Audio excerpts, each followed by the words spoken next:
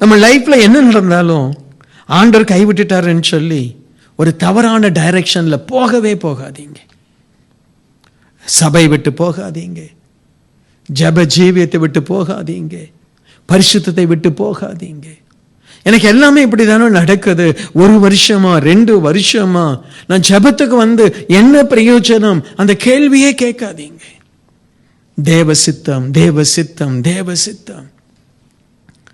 அதாவது சில நேரத்தில் தேவ சித்தம் என்ன அப்படி என்று நாம் அறிந்து கொள்ள விரும்புவோம். அது நல்லது, அது தப்பு இல்லை.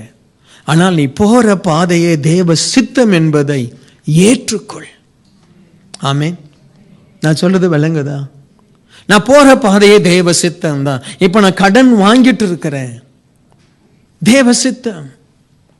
இப்ப நான் ஒவ்வொரு வீடா அலைஞ்சிட்டு இருக்கிறேன், ஏதாவது ஒரு உதவி செய்யுங்க. ஒவ்வொரு கம்பெனியா போயிட்டு இருக்கிறேன், எனக்கு வேலை இல்லை, 2 மாசமா வேலை இல்லை, 3 மாசமா வேலை இல்லை, நான் என்ன செய்யறதுன்னு தெரியல, இது ஏன் எனக்கு நடக்குது?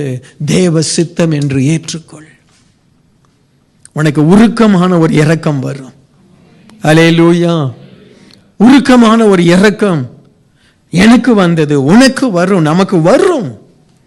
ஆண்டவர் சொல்றாரு, உன்னை கைவிட்டேன், இமைப்பொழுது உன்னை கைவிட்டேன், உருக்கமான இரக்கங்களால் நான் உன்னை சேர்த்துக் கொள்வேன்.